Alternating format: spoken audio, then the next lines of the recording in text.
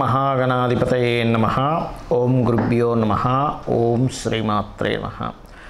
పరమేశ్వర స్వరూపమైనటువంటి జ్యోతిష, వాస్తు మరియు ఇతర అనేకమైనటువంటి శాస్త్రములను మనకు అందించినటువంటి మహర్షులకి నమస్కారం.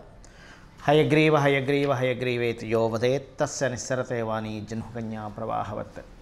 అరుణాం కరుణాతరంగితాక్షీం ధృతపాశాంకుశపుష్పబాణచాపాం అనిమాదిభిరావృతాం మయూకైః అహమిత్యేవ విభావయే భవానీం. శ్రీమాత్రే నమః.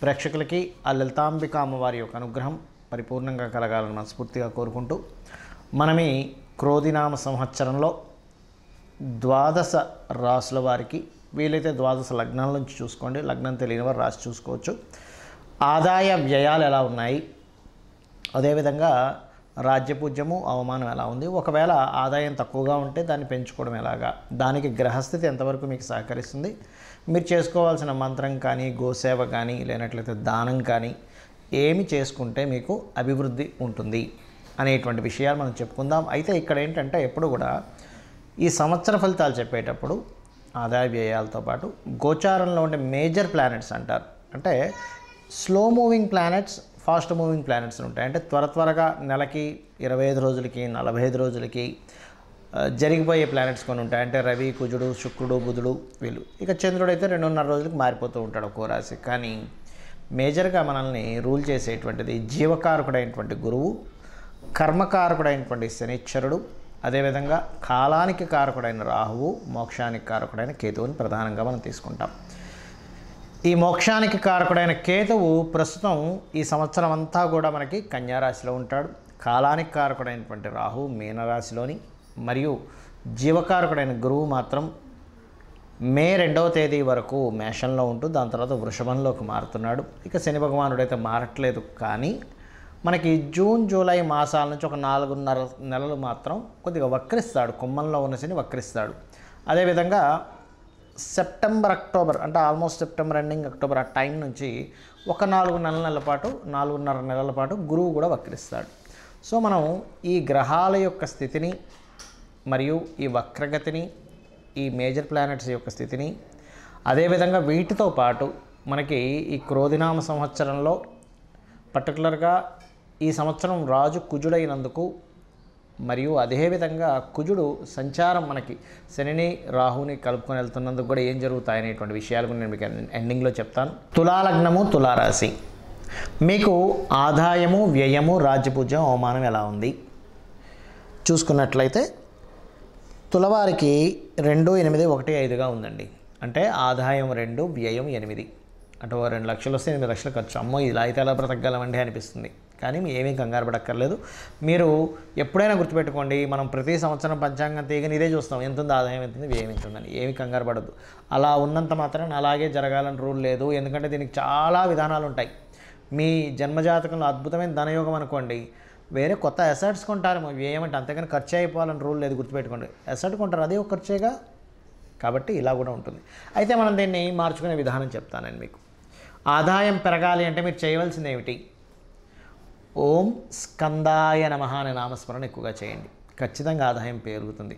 మరి వ్యయం తగ్గాలంటే మీకు 12వ స్థానంలో కేతు ఉన్నాడు. కాబట్టి మీరు గణపతి ఆలయాలకు వెళ్ళి అక్కడ ఏదైనా సేవ చేయడము, ఉలవలు దానంగా ఇవ్వడము, కేతుగ్రహం దగ్గర దీపారాధన చేయడము, అందులో ముఖ్యంగా గుళిక కాలంలో మీకు ఖచ్చితంగా వ్యయం తగ్గుతుంది. అందులో ఎటువంటి సందేహం లేదు.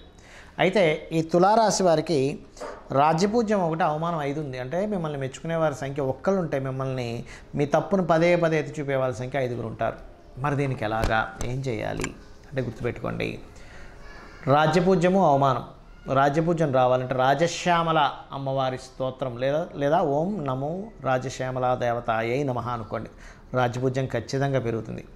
ఇక అవమానించే వాళ్ళ సంఖ్య తగ్గాలి అంటే సూర్యభగవానుని చూస్తూ లలిత చదువుకోవడము, లేదా సూర్యభగవానుని చూస్తూ ఓం మిత్రాయ నమః అనే నామస్మరణ చేయండి. ఖచ్చితంగా మీకు అవమానించే వాళ్ళ సంఖ్య పూర్తిగా తగ్గుతుంది. అందులో ఎటువంటి సందేహం లేదు. ఇక మిగతా అంశాలుగానే చూసుకున్నట్లయితే ఫైనాన్షియల్ గ్రోత్ ఈ సంవత్సరం బ్రహ్మాండంగా ఉంది. కాకపోతే ఇందాక నేను చెప్పినట్టుగా కాస్త ఇన్వెస్ట్మెంట్స్ విషయంలో కొంత జాగ్రత్తగా ఉండాలి.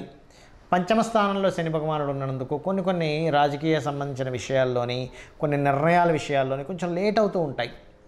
ఆ విషయంలో కొంచెం జాగ్రత్తగా ఉండాలి. సంతాన సంబంధించిన అంశాల్లో కూడా కొంత జాగ్రత్త పడుతూ ఉండాలి. బట్ ఫైనాన్షియల్గా చాలా బాగుందని చెప్పుకున్నాము. అదేవిధంగా మే లోపల ఏదైనా సంబంధాలు కుదిరితే మీరు సెట్ చేసుకోవడం మంచిది. లేదా మరలా గురువు వక్రించినప్పుడు, అంటే ఆల్మోస్ట్ ఎప్పుడండి, సెప్టెంబర్ నుంచి ఒక 4.5 monthsలో మళ్ళీ అక్కడ ఉంటుంది వివాహ యోగ సంబంధించినటువంటి విషయం. మరియు మరొక విషయం ఏంటంటే, ఇక్కడ మీకు శని 5లో ఉంటూ వక్రిస్తున్నాడు. ఆల్మోస్ట్ జూన్ నుంచి ఒక 4.5 months, అంటే June, July, August, September, October వరకు కూడా ఆల్మోస్ట్ శని వక్రగతి ఉంటుంది. కాబట్టి ఈ సమయంలో మీరు ఈ 4.5 నెలల మధ్యలో మీరు ఏదైనా ఒక ప్రాపర్టీ తీసుకునేటప్పుడు కానీ, వాహనం తీసుకునేటప్పుడు కానీ కొంచెం జాగ్రత్తగా ఉండండి. ఈ సమయంలో పర్టికులర్గా అవమానించే వాళ్ళ సంఖ్య కూడా పెరుగుతూ ఉంటుంది. కాబట్టి ఈ సమయంలో చాలా జాగ్రత్తగా ఉండండి, సరిపోతుంది. ఇక మీరు చేయవలసినటువంటి దేవతారాధన ఏమిటి? ముఖ్యంగా గ్రహారాధన చెప్తాను. శని, కుజ, రవి, కేతు ఈ 4 గ్రహాల దగ్గర దీపారాధన చేయండి. దేవతారాధన కాళికా అమ్మవారి యొక్క అష్టోత్తరం చదువుకోవడము, చండీ వినడము చేయండి. ఖచ్చితంగా మీకు ఏమవుతుందంటే, మీకు ఏదైతే స్లో మూమెంట్ అవ్వాలో, సంతానపరంగా ఇబ్బంది ఉంటుందో, రాజకీయ పరంగా ఇబ్బంది ఉంటుందో, అవమానాలు ఉంటాయో, ఆదాయం పెరగాలని ఏదైతే కోరుకుంటున్నారో ఇవన్నీ కూడా ఖచ్చితంగా పెరిగి తీరుతుంది. అందులో ఎటువంటి సందేహం లేదు. ముఖ్యంగా ఆదాయం పెరగడానికి మాత్రం మీరు ఓం స్కందాయ నమః అనే నామస్మరణ చేయండి. లేదా లలితా సహస్రనామాల్లో ఓం సంపత్కరీ సమారూఢ సింధుర వ్రజసేవితాయ నమః అనే నామస్మరణ చేయండి. ఖచ్చితంగా బాగుంటుంది. క్రోధినామ సంవత్సరానికంటూ ఒక లక్షణం ఉంటుంది. ఈ సంవత్సరం రాజైన దాన్ని బట్టి ఒక లక్షణం ఉంటుంది. గ్రహాల యొక్క స్థితిని బట్టి కొన్ని సంఘటనలు జరుగుతాయి. అయితే ఈ క్రోధినామ సంవత్సరం ఎంటర్ అవ్వకముందే కుజుడి యొక్క ప్రభావం పెరుగుతుంది అనేటువంటి చూపిస్తుంది. కాబట్టి ఆల్మోస్ట్ 2024 ఫిబ్రవరి మాసం నుంచే కొన్ని విద్వేషపూరితమైనటువంటి గొడవలకి, రాజకీయ నాయకుల మధ్యన విపరీతమైనటువంటి గొడవలకి, మరియు రాజుల మధ్యన గొడవలకి, యుద్ధాలకి, క్రోధి అంటే క్రోధం, కోపం పెట్టుకోవడం, చిన్న మిస్అండర్స్టాండింగ్స్ చేసుకోవడం, ఇటువంటి నామ సంవత్సరం ఇది. కాబట్టి దేశాల మధ్య, ప్రాంతాల మధ్య, మతాల మధ్య అనవసరమైనటువంటి విద్వేషాలు కలిగించేటువంటి సంవత్సరంగా చూపిస్తూ, ఇది కుజుడి యొక్క సంచారం. దీనివల్ల కుజుడు ఎవరికి కారకుడు అని చెప్పి తీసుకుంటే, మిలిటరీకి, అందులో అంటే డిఫెన్స్ వారికి, పోలీస్ డిపార్ట్మెంట్ వారికి, రక్షణ వీటిని కల్పించేటువంటి వారికి. అంటే ఏంటి, ఈ సరిహద్దుల దగ్గర కొంత జాగ్రత్తగా ఉండాలి. అనవసరమైన గొడవలకు సంబంధించిన విషయంలో ఇక్కడ ఏదైనా గొడవలు జరుగుతాయి, అనవసరమైనటువంటి అవుతాయి అన్నప్పుడు కొంత జాగ్రత్తగా ఉండాలి, గుర్తుపెట్టుకోండి. కాబట్టి ఈ క్రోధినామ సంవత్సరంలో అందరూ చేసుకోవాల్సింది ఏంటి, ఇటువంటి గొడవలు మనం ఏమీ ఇబ్బంది పడకుండా ఉండాలి అంటే ముఖ్యంగా గుర్తుపెట్టుకోండి, కుజుడు రాజు అయ్యాడు. కాబట్టి కుజగ్రహానికి శని, రాహు గ్రహాల దగ్గర దీపారాధన చేయండి. చేసినట్లయితే అనవసరమైన గొడవలు బయట జరిగే ఛాన్సెస్ ఎక్కువగా ఉన్నాయి. కాబట్టి మీరు వెళ్ళి అనవసరంగా అందులో ఇరుక్కొని అందులో ఇబ్బంది పడకుండా మీరు సేఫ్గా ఉంటారు ఫస్ట్. అదేవిధంగా రాజుల మధ్య, రాజకీయాల నాయకుల మధ్య, రాజ్యాల మధ్య గొడవలు జరిగేటువంటి ఛాన్సెస్ ఇప్పుడు ఉన్నాయి. కాబట్టి వేరే వేరే దేశాల్లో ఉండేటువంటి వారు కూడా కొంచెం ఏదైనా ఇక్కడ ఏదైనా యుద్ధం సంబంధించినవి రాబోతుంది అన్నప్పుడు ఆ సరుకులు ఏవైనా మనకు చూడండి, కొంచెం యుద్ధ వాతావరణం ఉన్నప్పుడు బయటికి వెళ్ళలేని పరిస్థితి వచ్చినప్పుడు కొంచెం ఇంట్లో సరుకులు మనం స్టాక్ పెట్టుకుంటాం. ఇటువంటి విషయాల్లో చాలా అలర్ట్గా ఉండాలి. మొత్తం ప్రపంచవ్యాప్తంగా ఈ కాంబినేషన్ ఏర్పడుతుంది. కావున అలాగే మరొక విషయం ఏంటంటే, ఇక్కడ మీకు చాలామందికి జాతకం తెలియదు, డేట్ ఆఫ్ బర్త్ తెలియదండి, రాశి తెలియదు, ఏమీ తెలియదు. కానీ క్రోధినామ సంవత్సరం నాకు బాగుండాలంటే ఏం చేయాలి అంటే, ఒకటే గుర్తుపెట్టుకోండి, చండీ పారాయణం, శ్రవణం చేయండి. మీరు తర్పణమో హోమమో చేయలేకపోయినా కనీసం శ్రవణం చేయండి. ఎటువంటి ఇబ్బంది రాకుండా అమ్మవారు చూసుకుంటుంది ఈ సంవత్సరం. రెండవది, మీకు దగ్గరలో గోశాల ఉన్నట్లయితే గోవులకి చక్కగా మీరు ఏం చేస్తారంటే, ఏవైతే ఈ మన నువ్వులు తినిపించకూడదండి. బెల్లము, గోంగూర మరియు క్యారెట్స్, బీట్రూట్స్ లాంటివి, అదేవిధంగా గోధుమ రవ్వ ఇటువంటివి తినిపించండి. మీ గ్రహస్థితి ఎలాగున్నా సరే క్లియర్ అవుతుంది. దీంతోపాటు కుజ, శని, రాహు, కేతు గ్రహం దగ్గర కూడా దీపారాధన చేయండి. ఎందుకంటే జాతకం తెలియదు, ఏమీ తెలియదు, కానీ 6th హౌస్లో కేతు సంచరిస్తున్నాడు బుధరాశుల్లో. అందుకని ఏమిటి, ఈ అప్పుల విషయంలో మీరు ఇబ్బంది పడకుండా ఉండడానికి కేతు యొక్క అనుగ్రహం, గణపతి యొక్క అనుగ్రహం కలుగుతుంది. కాబట్టి గణపతి ఆలయాలకు వెళ్ళడం, అమ్మవారి ఆలయాలకు వెళ్ళడం, అందులో ముఖ్యంగా దుర్గాదేవి ఆలయాలకు వెళ్ళడం. దీంతోపాటు మీనరాశిలో రాహు యొక్క సంచారం అనేటువంటిది బాగా గుర్తుపెట్టుకోండి. దేవత సంబంధించినటువంటి పూజ పునస్కారాలు మాత్రమే కాకుండా పితృదేవతలకు ప్రధానంగా చేసుకోండి. మీరు ఎంత పితృదేవతలకు చేసుకుంటారా అంత చక్కటి ఫలితాలు మీకు వస్తాయి. మీరు ఆయురారోగ్యాలతోని సుఖ సంతోషాలతోని ధనపరంగా ఎటువంటి ఇబ్బంది లేకుండా ఉండగలుగుతారు, గుర్తుపెట్టుకోండి. అయితే ఇక్కడ ఎవరైనా సరే గుర్తుపెట్టుకోండి, బాగా అప్పులతో ఇబ్బంది పడుతున్నారు, ఈ సంవత్సరం ఇంకా ఎక్కువ ఇబ్బంది పడుతున్నారు అనుకునేటువంటి వారికి గణపతి ఆరాధన చేస్తూ మీరు ఓం అపర్ణాయై నమః అనే మంత్రం చేయండి. ఈ సంవత్సరం ఉన్న గ్రహస్థితి బట్టి చెప్తున్నాను. ఎవరికైనా బాగా ధనపరంగా ప్రెషర్ ఎక్కువగా ఉందండి, ఒక పక్క కట్టాలి కానీ ఆ ప్రెషర్స్ నేను తట్టుకోలేకపోతున్నాను, ఫైనాన్స్ ఇంకా పెరగాలి అనుకుంటే ఓం నవవిద్రుమ బింబశ్రీ న్యక్కారి రదనచ్చద అనే నామస్మరణ చేయండి. ఖచ్చితంగా మీకు ఫైనాన్షియల్ గ్రోత్ అనేటువంటిది పెరుగుతుంది, గొడవలు తగ్గుతాయి.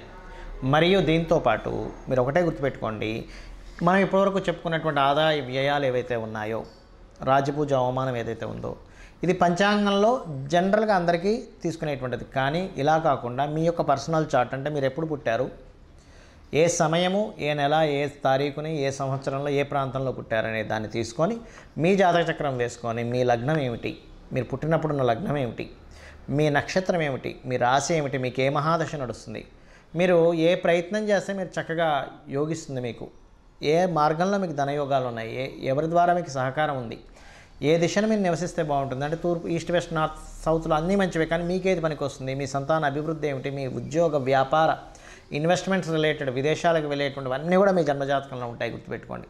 ఏ సమయంలో వివాహం చేసుకుంటే మంచిది, ఏ సమయంలో చేసుకోకూడదు, ఇలాంటివి చాలా విషయాలు ఉంటాయి. మరైతే మీకు సందేహం కలగొచ్చేమండి, మరి ఈ క్రోధినామ సంవత్సరం అని ప్రతిసారి పంచాంగం ఎందుకు చదువుతామని. ఇదంతా బయట ఉండేటువంటి వాతావరణ విశేషాలు, పంట పొలాలకు సంబంధించిన విశేషాలు, బయట ఉండే గోచార విశేషాలు. ఇప్పుడు చూడండి, మనం చెప్పుకున్నాం, కాస్త యుద్ధ వాతావరణంగా ఉంది, గొడవలుగా ఉంది, అల్లర్లుగా ఉంది, మత విద్వేషాలు, అనవసరమైన విద్వేషాలు, గొడవలు రేగేటువంటి సమయం ఇది అన్నప్పుడు మనం ఏం చేస్తాం, మన పిల్లల్ని ఎక్కడికైనా పంపించేటువంటి విషయంలో, మనం ఎక్కడికైనా వెళ్ళేటువంటి విషయంలో అలర్ట్గా ఉంటాం. ఈ అలర్ట్నెస్ని చెప్పడానికి ఈ గోచార ఫలితాలు చెప్పుకుంటుంటాం. అంతేగాని మన జన్మజాతకం పనిచేయదని కాదు, మన జన్మజాతకమే ప్రధానంగా పనిచేస్తుంది. ఇక్కడ ఒకవేళ మన దాంట్లో ఉదాహరణకి ఆదాయం తక్కువగా ఉంది, చాలా తక్కువగా ఉంది, వ్యయం చాలా ఎక్కువగా ఉంది అని అన్నప్పుడు మీ జన్మజాతకంలో ధనయోగ దశలు నడుస్తున్నాయని కూడా 1% కూడా మీరు టెన్షన్ పడాల్సిన అవసరం లేదు. జస్ట్ ఆ రెమెడీస్ చేసుకుంటే క్లియర్ అవుతుంది. సో ఈ రకంగా మీరు ఈ యొక్క ఫలితాలను చూసుకుంటూ నిత్యము అమ్మవారి యొక్క ఆరాధన చేసుకొని మీరు సుఖ సంతోషాలతో వర్ధిల్లాలని మనస్ఫూర్తిగా కోరుకుంటూ శ్రీమాత్రే నమః.